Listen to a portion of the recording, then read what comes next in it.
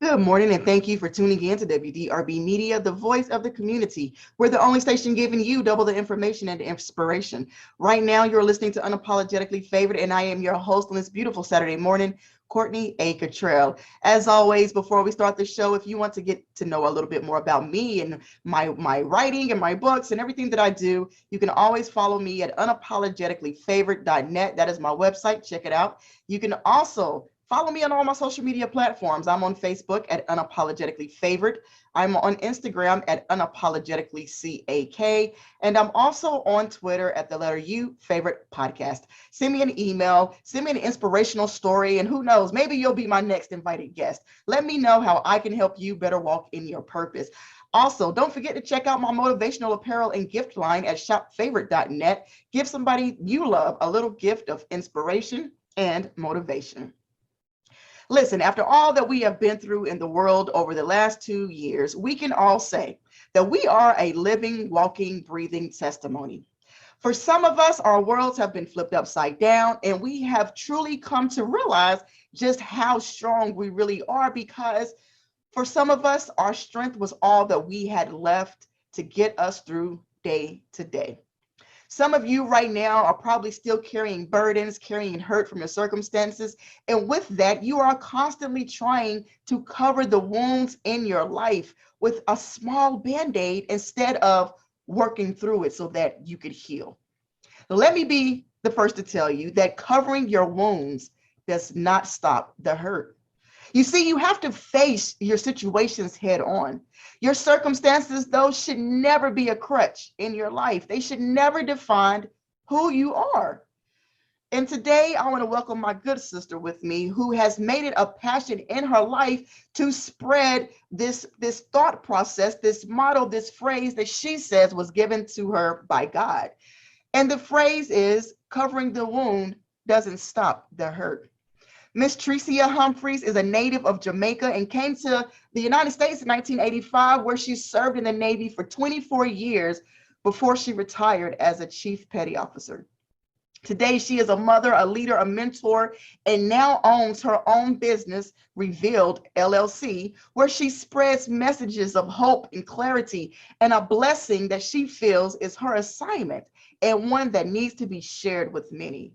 Her logo shows a band-aid, which signifies the wounds that we cover up, praying that they will heal without us really dealing with the origin of our wound.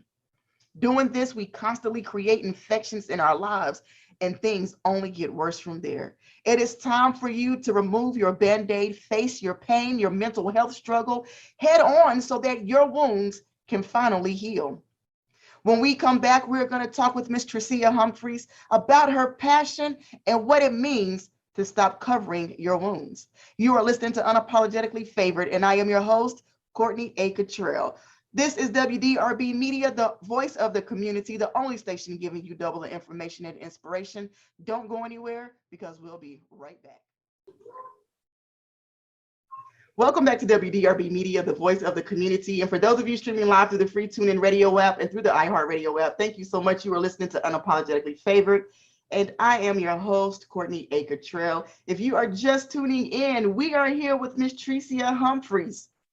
Trecia Humphries. She is amazing. She is a dear friend, and I am loving the journey that she is on.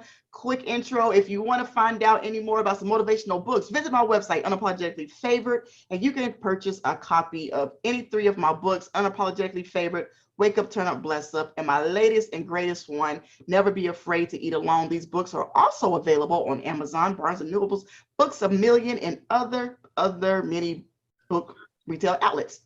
If you are just now here joining us, again, we have Miss Trecia Humphries with us, a U.S. Navy veteran, 24 years of active duty service, who has made it her own mission through her trials and tribulations to just spread love, spread the phrase, covering the wounds doesn't stop the hurt. We are talking about your pain, your mental health, your circumstances, all that good stuff. Trecia, how are you doing today, girl? I'm doing fine, Courtney. How are you? I'm good now. So for y'all that don't know, during the break, let me tell you, I've been calling Trecia Tricia like all forever, and she just told me her real name. Oh, Lord have mercy. Well, we're gonna make it through. We're gonna make it through. We are.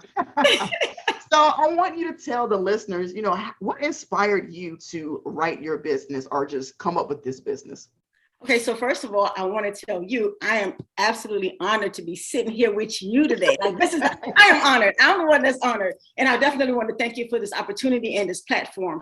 What inspired me to start the book? So first of all, I had no idea to create a business, none whatsoever, none.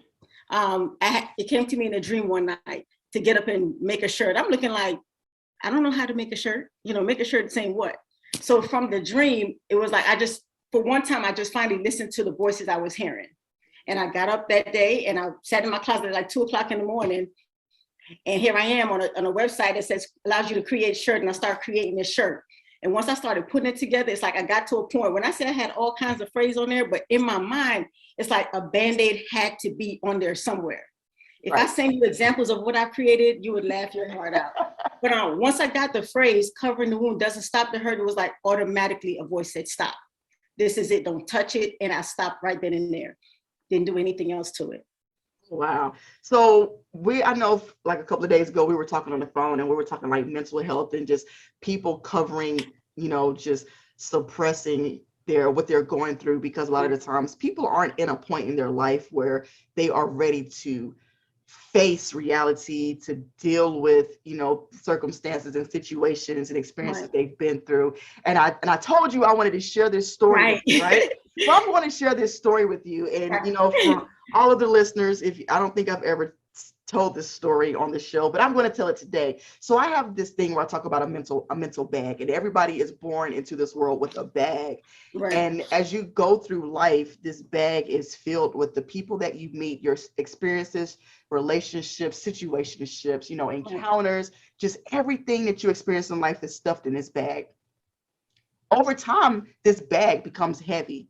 And everybody's bag is going to be a different size, and it's going to weigh different, because everybody, even though we go through the same things, we don't go through the same things. Correct. I agree with that. For some people, they have enough strength, right? And it sounds crazy, but they have enough strength to sit the bag down and go through this bag and take out what no longer serves them, what is no longer given to them, what is holding them back from completing the journey in their life. And that means picking up the old relationships that are no longer doing you any good. That means picking up the people that are no longer serving you, so that you can make your bag lighter, pick that bag up and continue on your journey. Yes.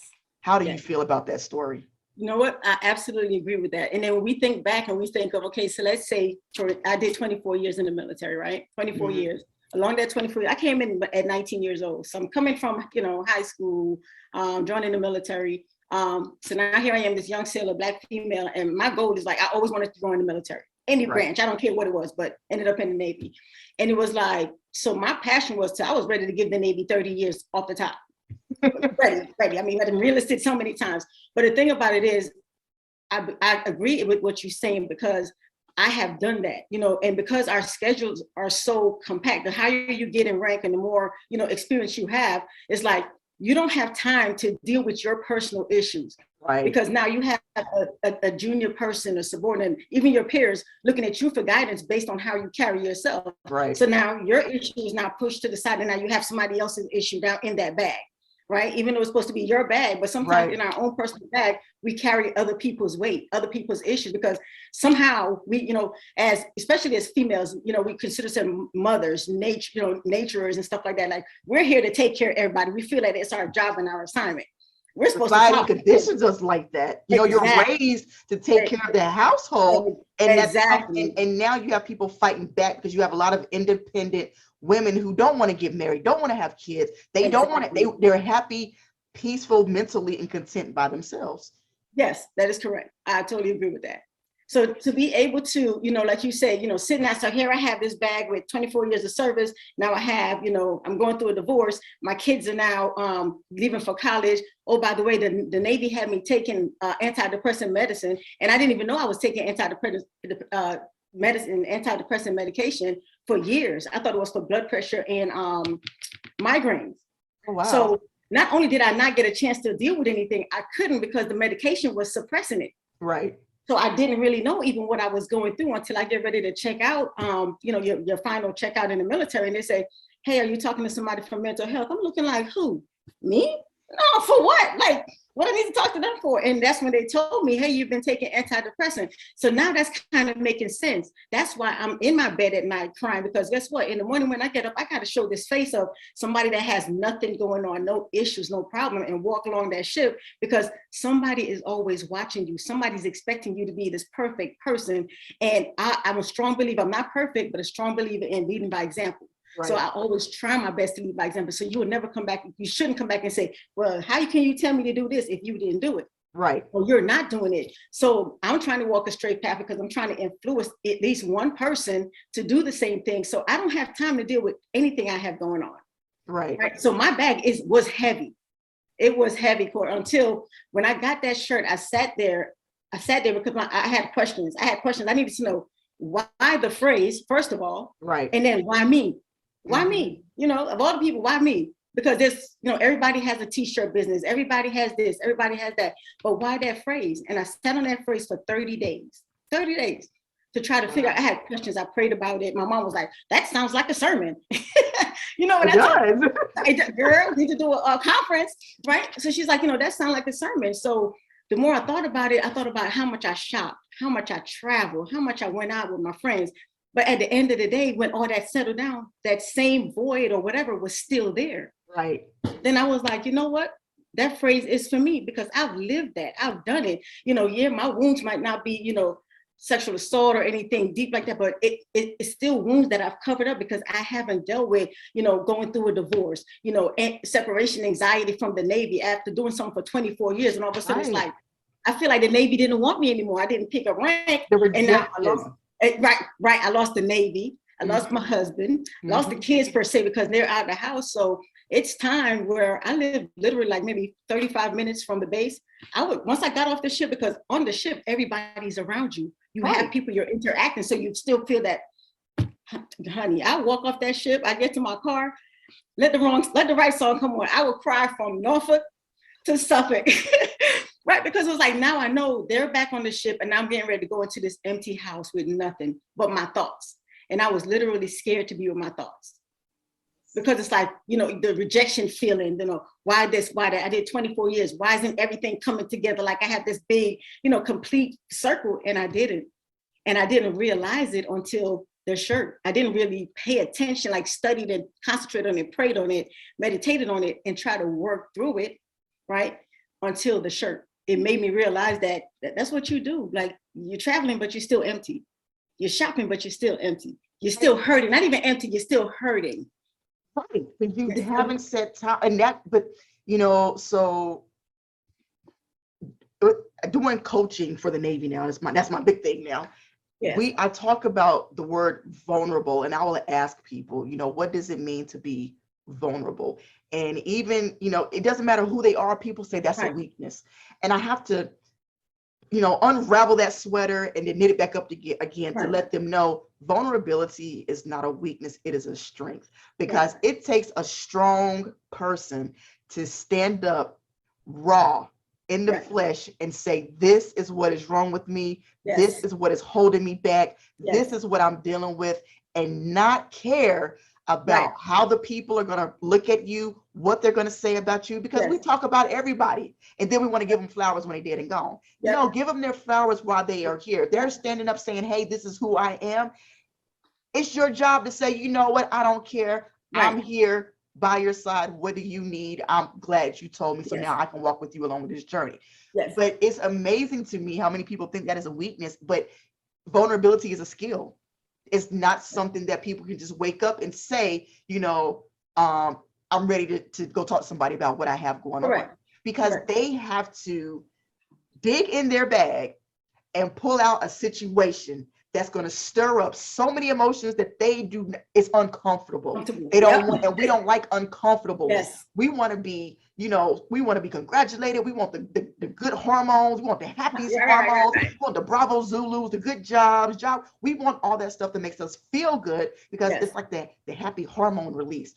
Anything that makes us feel uncomfortable, we suppress, we avoid, Yes. we run away from, we deny.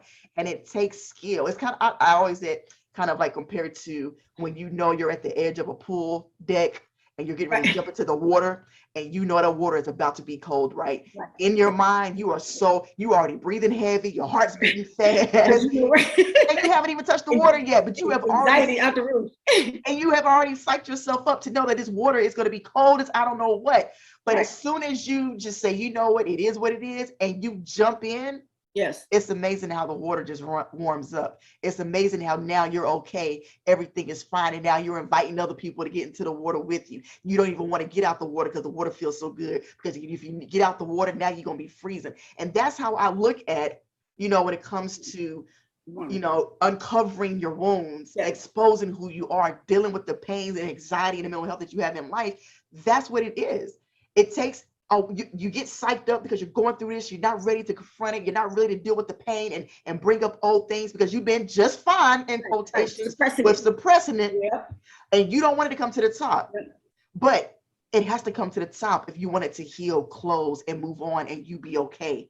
And a lot of times people don't understand that's what's holding them back in life from being great.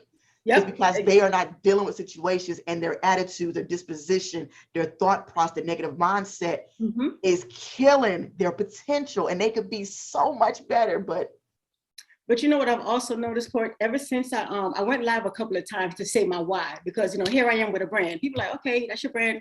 Nobody knows my why. So I went to the gym one morning and I was supposed to meet a young lady. She purchased a hat. And I know someone was like, because now I'm starting to listen to the Lord. I'm trying to listen to the voice that comes to me. It says, go live. So I got my jacket on. I'm looking rough, right? But I'm like, I ain't got no makeup on. This is what I got. Let me tell you my why. So I'm just telling, my why. This is why. And what amazes me is the amount of people that just automatically started responding like, we never knew you were going through that. We never knew you felt that way. And now the brand makes sense because that whatever I said now triggers something to them like, okay, now I'm looking at it in a sense where I might have dealt with something in the past, but that thing was so suppressed. But sometimes when people share their story with you, it's not to gloat like, oh, I've been through something, but their hope is that by sharing their story, so you're able to pull something from their story and help you start your healing process. So that's kind of what so my thing is always that phrase, I would say stuff like it's deeper than just words, because it is. And it touches different people on different levels. My pain might not be your pain.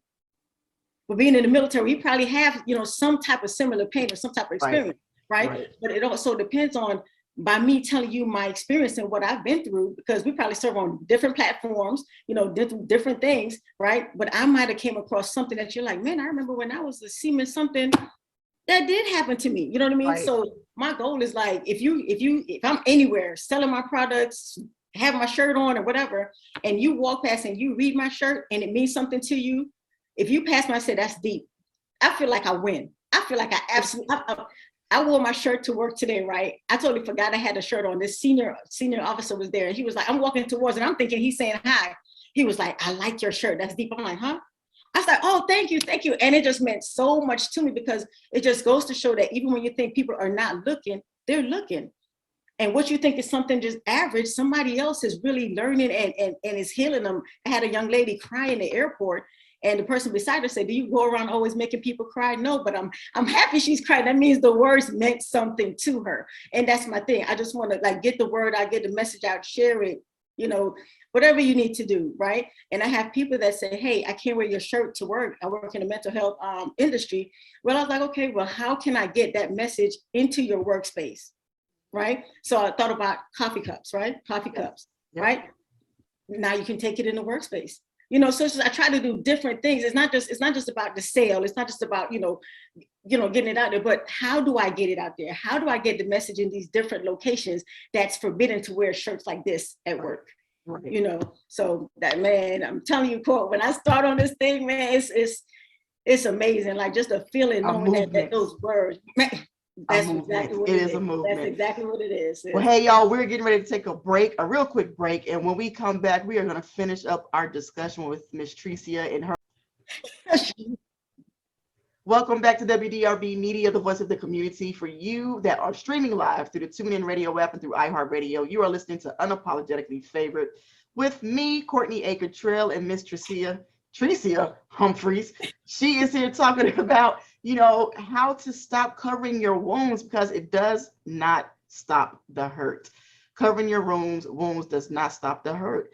And we are just really having a good conversation. Doing this, there's normally like questions, but we are just so engrossed right now, just a natural vibe, just talking about what's important and how you can stop covering your wounds and and pretty much we need to start recognizing like, Yes. if you find yourself always being busy, having to be surrounded by people, but then when you're by yourself, you're still feeling empty on inside, you're still feeling like something is missing. You might have some things in your life that need to be, you need closure from, you need to heal from so that you can move on in your life and just be great. But there's one question I know I do want to ask, who inspires you the most and why? Oh man. So like you said earlier, I am a native from Jamaica. When we were younger, like I came to America in 1985, right? I came up when I was 12. Mm-hmm. So fast, we rewind a couple of years. My mom is my inspiration, right? I don't even think she even know this, right? So my mom is my inspiration. She left, I didn't say she left us, it sounds bad, but she had to leave us in Jamaica, to come up here and try to, work the odd jobs, do the different things to try to get us all a visa. It's 3 of us to come up here, right? So the sacrifice that she made, having to leave your young kids behind, yeah, that's your husband, but still a mother leaving their child behind, it hits a little different. No offense to the fathers out there. But the fact that, she was able to leave us behind to come to America to try to make a space for us and create an avenue for us for this opportunity that we're sitting up here. My brother's also in the military. He got out as an officer, but to be able to even create that opportunity for us to even go that path is amazing to me. So when I joined the military and I had my own kids, and I had to make those sacrifices, it meant something to me. I understood, I hear a lot of people saying, well, I had to give up this, and this for y'all. No, I did it because I knew what I was doing and the reason why I was doing it, because I saw how it played out for us. And my hopes was that the same sacrifice I made, even though it's a different avenue, but the purpose was still the same. At the end of the day, it was to create a better environment, a better situation for my kids, college paid for, and stuff like that.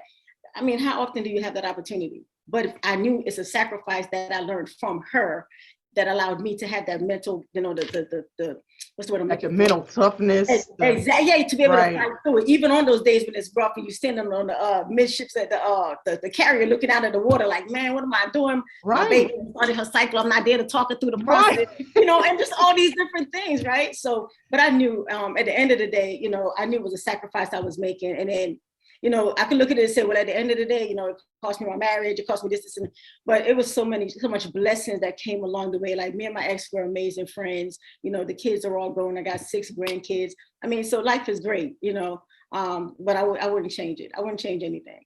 And that's one of the things that, life will teach you, that rejection can be for your protection. And sometimes when you're growing through life, situations are going to come and go, and it's not because of a bad thing. You outgrow clothes, you outgrow your car, you outgrow your little 1-bedroom apartment, you outgrow things in life. And that's just the sign. Okay, now we're taking your life to the next level. Yes. So your mindset is all about your mindset and how you look at things, because if you change the way you look at things, the things you look at will change. Oh, definitely. Love that. Definitely. So for all the listeners who want to follow you, see your work, support your movement, how can they find you and get in contact with you?